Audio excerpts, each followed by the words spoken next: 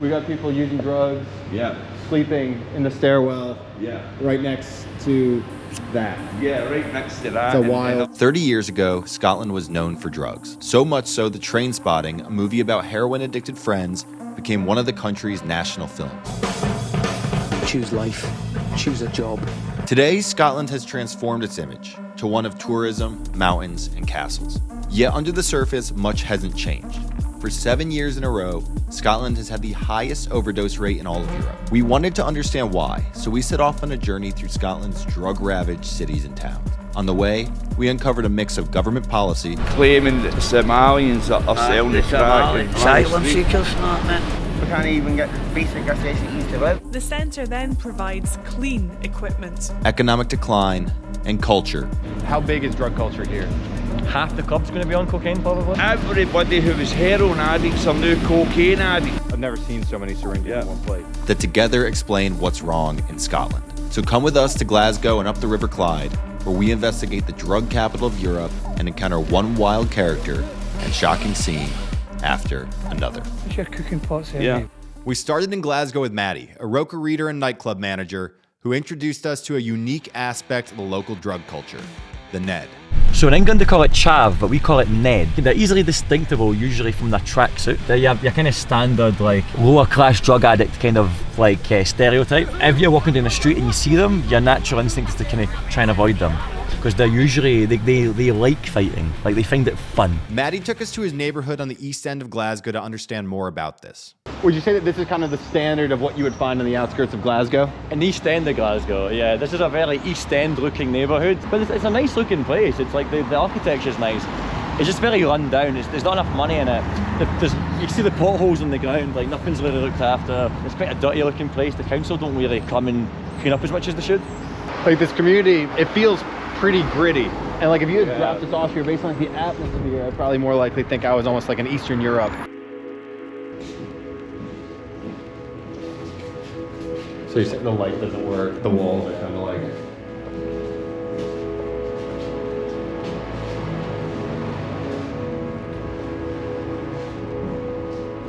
Yeah, and it's like these are decent working class people that probably live here, you know, and it's not their fault that maybe if it's the council that run it or the company that's meant to keep it clean for them isn't doing their job, isn't keeping it, you know, up to standards. It only took a few minutes before we encountered the Neds.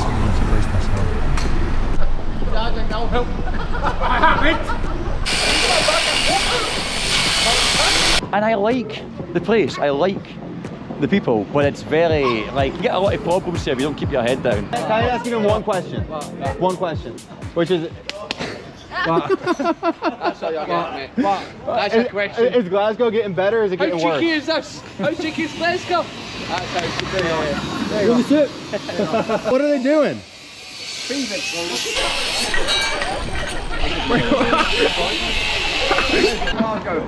you go. That's Glasgow, is it? Yeah. There you go. That's Glasgow right there. There you go. All right, so Drew, we're leaving the pub. What's going on in there? Yeah, so we just, you know, those folks we met down there, I ended up having about a 10-minute conversation. Who would have known? It's a dad and his 2 sons. And they basically said that it's a gang here, it's your family, right? So if you cross one of them, you cross them all. Kind of in a nice way, he brings me close, he looks at me, he said, that chap you're with, he's not telling you the full story. He said, this is a dangerous place, watch where the fuck you're going. You have to have the police on speed dial around here. They'll slash you. The story of Glasgow and Scotland's drug issue is evident downtown. Like the American Rust Belt, this was once one of the world's great industrial cities and areas. Today, it's a shell of itself. Like you said earlier, where you can still see some of the old country, it's like we've still got the skeleton of the dying empire. You can still see the outline of what once used to make the city great, but everything's been smudged out, everything's been rubbed out, and it's just the kind of the foundation. And that's kind of what this signifies to me. It's like, this is, well, we're getting rid of this for this. To understand what happened, let's head up the River Clyde. Glasgow was once one of the world's greatest industrial cities, and this entire river was known for its shipbuilding, building all the boats that powered the British Empire. Towns like this, Greenock, were boom towns. They used to make submarines in there. It's basically the hub of British shipbuilding. So essentially this whole way down the river there, it was just all shipbuilding. Shipbuilding, yes. Shipyards or pubs. But everybody used to leave school and go to the shipyards for an apprenticeship. But then in the 80s, 10,000 men got laid off.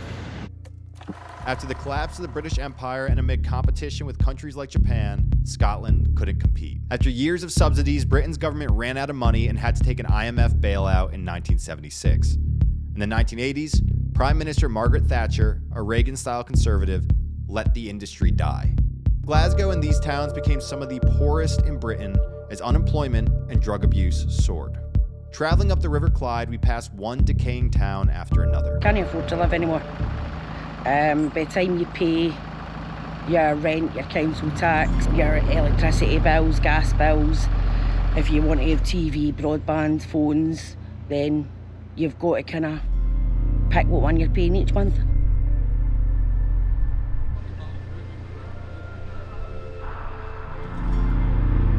In Greenock, is life getting easier or is it getting harder? Harder. Why? Just the state of the place, the drugs and everything else. No, it's fucked. Has it always been like that? Or is that? It gets worse. It's getting worse. In each stop along the river toward Glasgow, we saw decay and signs of what used to be here.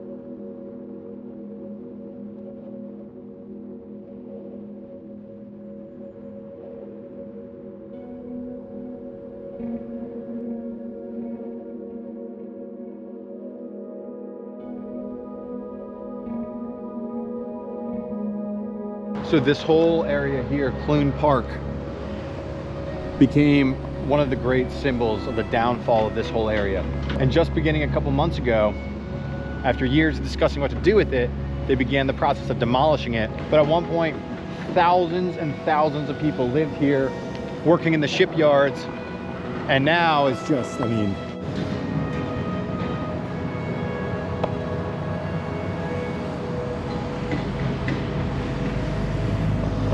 I don't know if I've ever seen an entire housing facility that is so, I mean, it feels like Chernobyl. I was 24 years sober in February. I've never smoked or never drunk. I go to AA 24/7. I was at my meeting a day in the chapel. I'll cycle out and night bar the night. I go on my bike all the time.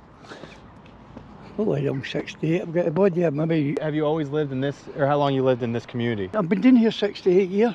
I've been in that house 34 years. Wow. You get trouble everywhere, doesn't it? You're for Fiji, Gallahall, Foxburn, Shortrews, Johnson, they're all the same because I deal with drinking drugs. So no, I don't fucking touch anything. All the places, as they're saying, they're drinking drugs everywhere. How'd you get sober? What made you get sober? One of my relations came to me on the 13th of April 2001 and I went to my first meeting in the Bethany Halls and I sat at the front there and I've never looked back since. I lost my big sister, Beryl Elizabeth, she was 60, 61. I lost my oldest brother, Johnny. Johnny was 34. From drugs? Choked in drink. Choked in his drink. Now, Trainspotting doesn't focus on the reasons for drug addiction. And a what? Pleasure. But in these towns, a lot of people said it was economic. What do people do nowadays? Has anything come into drugs? Drugs. As soon as the shipyards big problem. speed and stuff like that. Heroin. But now they're injecting themselves with everything and anything. You've probably got about a death every week. That's just because of a lack of unemployment and that now.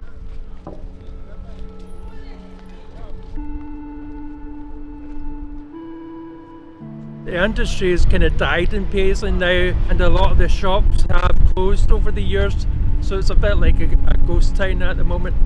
But you can tell nowadays there's not many people wandering the streets anymore.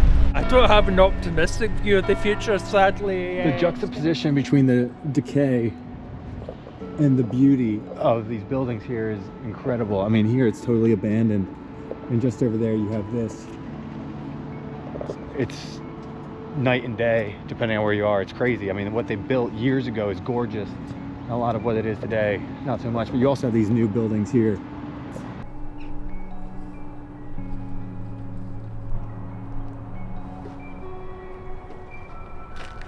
This kind of perfectly captures some of what's happening here, where you have this old industrial decay abandoned buildings around here. And then you also have brand new stuff right here. You have a brand new high rise right behind this.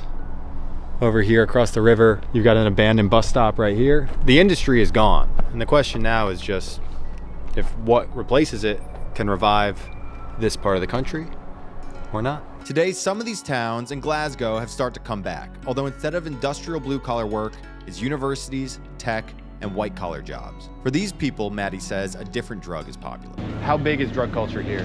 Half the club's going to be on cocaine, probably. Like half the people you're talking to. Maybe not every night they go out, but they've probably tried cocaine, they probably like cocaine. It's so big that bouncers don't even bother to try and, if they think you're on coke, they're not going to care. You know, you're going to lose half your customer base, so they just kind of ignore it. And you see, I mean, you'll meet guys at McDonald's at 2:30 in the morning and he's like, "Hi, how you doing?" You go, "Yeah, I know what you're on." It's almost so accepted that I have almost kind of forgotten to distinct between someone that's drunk and someone that's on cocaine. Because to me, the two just go hand in hand in Glasgow now. I mean, most people that are drunk are also on coke. Glasgow's such a strange culture because it's not like most kind of, when you hear of a city that has a problem with drugs, you expect it to be like dangerous and grimy and people on the floor passed out on heroin. But Glasgow is one of these drug cities where it's almost, there's a positive attitude towards it. Like all the drug addicts, you know, are like, "Yeah, let's go, let's have a good time." And like most people I know who are kind of have an issue with cocaine are pretty happy people, to be honest. Like the city isn't as depressing as you might think it is. Like especially if you're a younger person or even an older person, if you come out here on a Friday night, the energy in the air, there's no city like it. I mean, I've been to about 70 countries in the world and I've never seen a city like Glasgow where on a Friday night, a few drinks in you, and you go to a nightclub, a bar, it's electric, you know, and it's the people, the bars might not even be that good, but the people make it good, you know, because there's a culture of that, of Friday night, ignore work, ignore your mum that doesn't like you, just go and have some fun. It doesn't even who cares. And I kind of like that about this city. Now, if Maddie talks about the high-end world of drug addiction, these guys talk about the low. All right, everybody, how yous doing? I'm Francis Wilson, born and bred here in Glasgow. I ran about these streets, the city centre of Glasgow here, where I was an intravenous drug user. This is Portable. This is John Smith, my sidekick and boots on the ground. John. Hello, I'm John. I'm born and bred in Blackburn. I come from just outside Edinburgh, so I've linked up with Francis. We come to serve the good people of Glasgow. John and Francis are former drug addicts. Today, they run The Streets Glasgow, a YouTube page dedicated to drawing attention to the city's drug and homelessness crisis. You're saying people come here and they scrape the bricks to make what looks like heroin? Yes. I'll show you exactly what I mean. This might have something near it, but a bit of protection. So as you can see, it's all busted up here, right? It's all busted there, so put it in my hand there. And that represents heroin there, you know, so some addict will come up here, put that together into a butchie bag, into a wrap, then they'll sell it to some unsuspected addict as heroin. Unfortunately, I've actually did this procedure myself, you know, when I was in the deepest, darkest moments in my addiction. Me as an addict, I'm coming up here and I'm not thinking about any consequences. All I'm thinking about is obtaining money to buy heroin.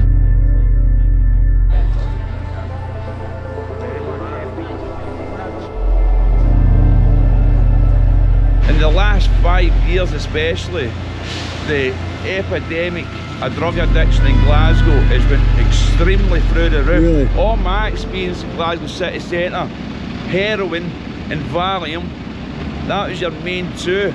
But now cocaine's come on the scene and everybody who was heroin addicts are now cocaine addicts. Just a quick walk from the central station, John and Francis showed me one of the richest streets in the city. No, loads.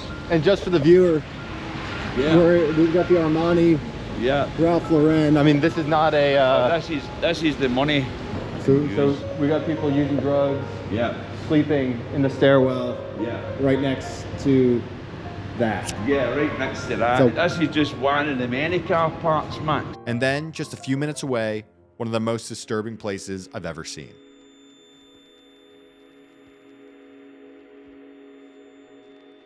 water. I mean, I've never seen so many syringes in one place. Yeah, so this is where your still suffering soul will come to inject heroin, to smoke crack cocaine, to inject cocaine, you know, and this is where it all lies. You can get anything for 10 to 15 people, maybe more, all lined up along here. Here is, that there contains water, sterilised water. It's your cooking pots here. Yeah. Mate. What do you do with the water and what do you do with that? You put your powder in there, you put your water in there, you cook that up, you'll get a cotton, put it in, and you'll draw it up through the syringe, and then you'll have your hit. Yeah, that's your cooking up appliances, all provided free of charge by your chemists in the safe rooms up there.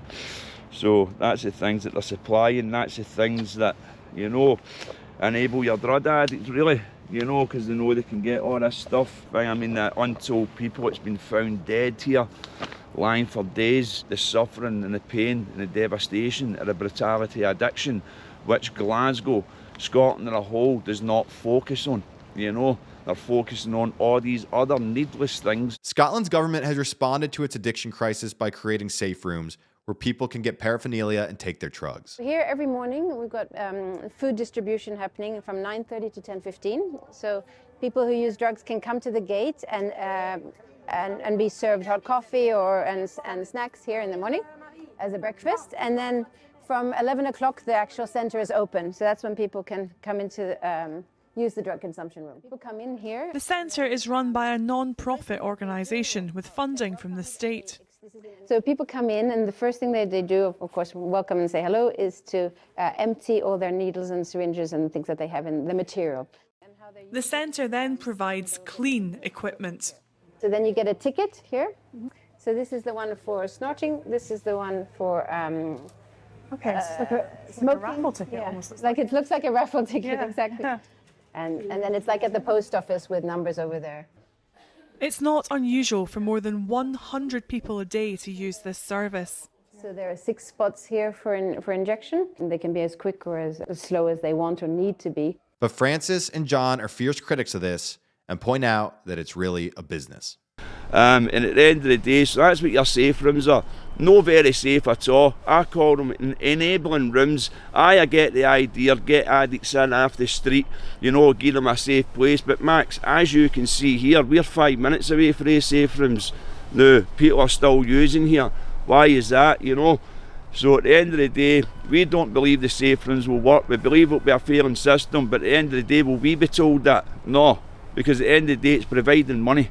It's like a money machine, man. Somebody's getting paid. If I'm an addict, and I go to the safe site, they give me needles. They give you needles. And then I can come here and... Then you can come here and inject, you know. Not a problem. Just to put all this in context, right here you've got one of the nicest streets in central Glasgow. That's Merchant City, isn't it? And then here you've got some kind of university housing. Yeah, that's like campus houses and that. Unite students. And then directly behind this is where those woods were. Yeah, directly behind that is where the woods are, and also is where most of the tourists visiting Scotland come and camp up, as you've seen. Francis and John spend their days talking to addicts, letting them know there are people who care for them. Watching them talk to people on the streets, like this man, was genuinely touching. I'm Francis. I'm Jordan. Jordan, pleased to meet you, my brother, right? And so, how are you feeling here? And you're saying that you're just waiting to be a comic? I'm not being any biased or any racist. It's nothing like that. But I was born and bred here, and I'm 5-6 days on the street, and I still not go anywhere. Prioritising everybody else who's coming out, giving them hotel priorities. But hotels that don't usually even take the homeless, hotels that obviously are not high end, but mid-range and all that, and they're getting bed and breakfast to actually provide. And we're in a situation where we're Scottish and we can't even get the basic necessities to live. I'm you, brother. You know, I sat in the brokenness of addiction for 30 plus years, and we'll get your number and we can add you to a wee WhatsApp group we've got, so we know where you are and we check in with you, things like that. And we've got a lot of clothes donation. Jordan, thank you very much, brother. Cheers, man. 2-0. Before leaving, another homeless man approached and brought up a different government policy that's impacting the drug scene. immigrants. Glasgow has resettled more refugees per capita than any other city in the UK. Locals say that's now evident in the drug scene. It's asylum seekers you're claiming. Somali, man, mate. I've seen it. You know me, mate. I've been on the streets since I was 15 and a half. And I don't deal with the police because of the people I deal with. So you're saying, claiming that the Somalians are selling the crack? The Somalians, everything. Asylum seekers, not mate. Francis said this man wasn't lying. You know, I've seen all different kind of drug dealers, you know, and drug users. Today in Glasgow City Centre, the year 2025, that's not the case. It's all different ethnic groups selling drugs. There's hardly a Scottish guy on the streets today selling drugs in this Glasgow City Centre. Really? To be really honest with you. Many other people complained about immigration in the city too. It's getting worse because of the immigration. But I want to know what makes Glasgow a special city. Nothing anymore. Nothing anymore, mate. Anymore? No. Did it used to be? Too many immigrants now, mate. Our culture's changed. We've had a lot of open borders. The open borders have had different cultures come in. The drug scene's changed. It's no longer actually even Scottish drugs anymore. It's Albanian drugs. It's Moroccan drugs, you know? All of this is to say that 30 years after Trainspotting, Glasgow is still hooked on drugs. Yet while getting off it may not be easy, it's not impossible, as long as people like Francis and John are helping to turn the page one conversation at a time.